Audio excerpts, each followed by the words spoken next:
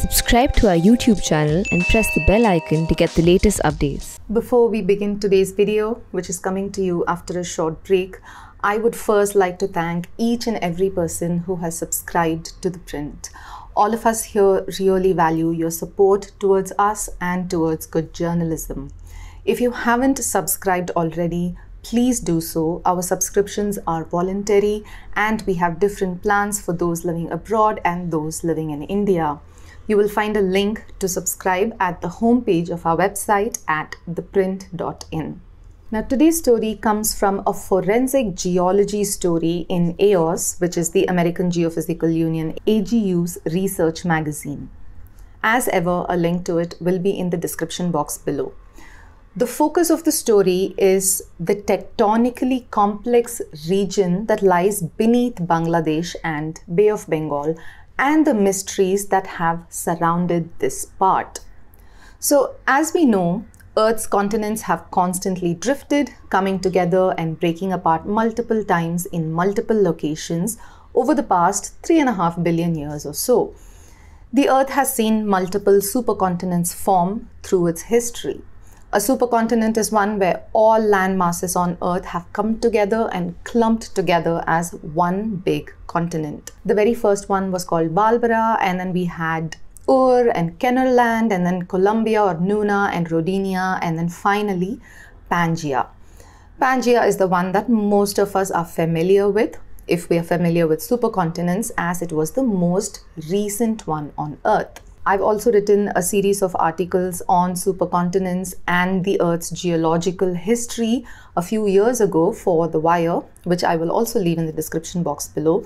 Please do read those as well if you would like to know more in detail about how these land masses came stuck and unstuck over the course of Earth's history. So Pangaea, the last big supercontinent, was actually made up of two big supercontinents, Laurasia in the north and Gondwana land in the south. Laurasia consisted of North America and Europe and Asia, and Gondwana land consisted of the Indian subcontinent, Africa, South America, Australia, as well as Antarctica. If you thought Gondwana land sounded Indian, it is. The large continent was named for the Gondwana region in India, where the Gondi group of people, who are an Adivasi indigenous group, were originally from, and this region spans the region of Odisha and Chhattisgarh. Gondwana land started to form when India and Madagascar, which were together, collided with East Africa, forming the large landmass that also had Australia, South America and Antarctica stuck together. This Gondwana land formed about 600 million years ago and eventually collided with Laurasia and Siberia to form Pangaea. But about 130 million years ago, India and Antarctica split from each other along a rift. A rift is a linear zone where the lithosphere or Earth's crust is being pulled apart as a part of normal tectonic processes. As India and Antarctica split away, lava erupted and cooled on both coastlines on either sides of the rift. In Antarctica, this lava, which then cooled and formed new land or new crust, led to the formation of a basin, a structure that is below sea level, called the Enderby Basin. On the Indian side, what ended up forming was the Bay of Bengal and the crust beneath it. Even during formation, the crust on either side of the rift, that is the Enderby Basin and the Bay of Bengal, were mirror images. They're both conjugates of each other, even though today they are 8,000 kilometers or so apart. India back then, the landmass was moving at about 3 centimeters per year northwards and eventually became the Indian subcontinent. The ocean basin then formed the Indian plate, and similarly, Antarctica also had the Antarctic plate. We know since then that the Indian plate collided with the Eurasian plate, leading to mountain formation and the creation of the Himalayas. Now, when lava solidifies and forms new crust, either on land or underwater, mostly underwater, there are minerals that can record what Earth's magnetic field was like at the time. Using that, we can also date these regions of the crust in a technique called magnetostratigraphy. This kind of study of the Earth's magnetic history in rocks is called paleomagnetism. And we are able to perform paleomagnetism and study these rocks because we understand the Earth's magnetic field. We know how it undergoes periodic reversals. We've seen in previous Pure Science videos about the magnetosphere around the Earth and the Earth's magnetic north and south flipping every few 100,000 years.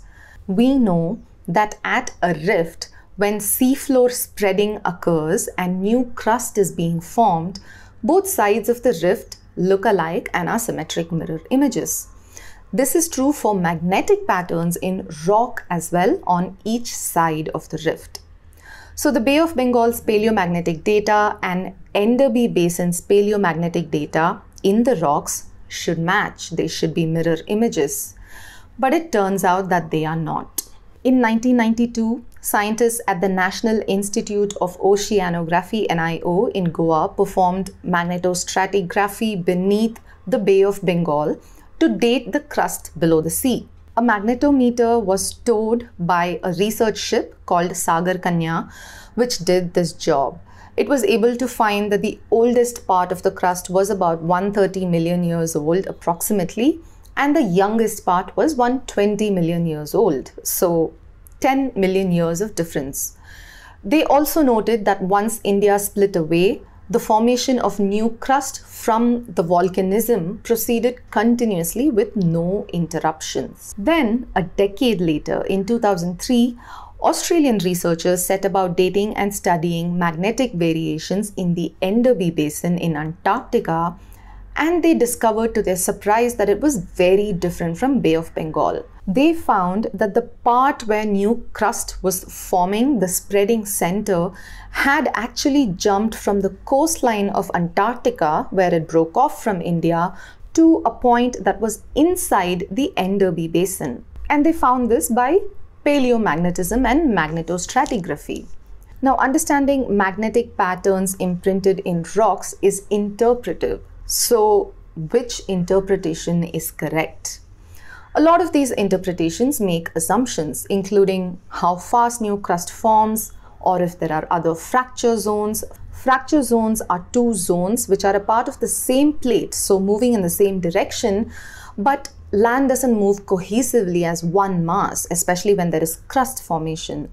So there are regions that slip and slide, and crust forms over one region more than the other. That is why there are older portions of the crust and younger portions of the crust on the same plate. There are also assumptions about magnetic reversal timescales that are used. But if assumptions are wrong, the conclusions of magnetic studies on rocks is wrong. The Australian team that studied Antarctica didn't make many assumptions. They noticed that the spreading center had jumped from the coastline to a point that was inside the basin, and on either side of the spreading center now, there was symmetry. So it turned out that their interpretation was correct because there was barely any assumptions that were made. And when the 1992 Indian study was examined, it turned out that there were a lot of assumptions, including thinking of fracture zones that didn't even exist. So the Indian assumptions did not fit in with the data. But all of that said, the magnetic patterns in the rocks in Antarctica and India, in the Enderby Basin and under Bay of Bengal, were still very different. How did that happen? This has been an enduring mystery for a while, and now, examining data collected over decades, the researchers in this AGU article proposed that when India and Antarctica split, they did indeed grow symmetrically for about 10 million years, which was the difference in the younger and older ages. But then suddenly, the spreading center on the Indian side jumped.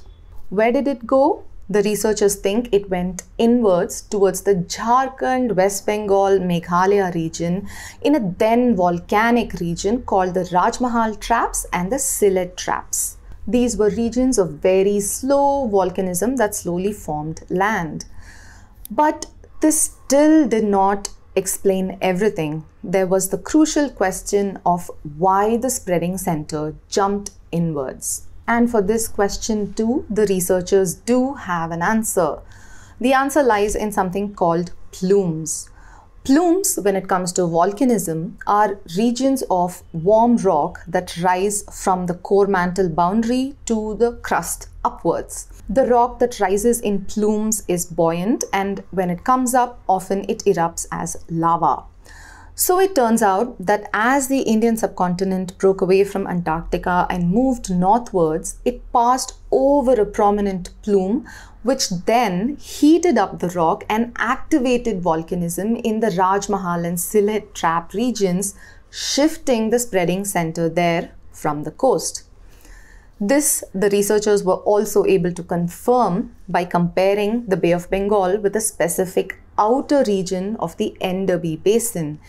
And it turns out that when the plume shifted the center inwards, what had happened was a new ocean was created, which now is Bay of Bengal, and a piece of land broke off, which then moved southwards and went and attached itself to Antarctica, to the outer part of the Enderby Basin. So the researchers say that what the Australian team discovered was the original spreading center that was at the coast, but as this new landmass came and attached itself to the coast of Antarctica, they mistakenly thought that the center had shifted inwards. Instead, it turns out that the spreading center did not shift in Antarctica at all. It shifted in India, which was the exact opposite of what we had believed for several years now.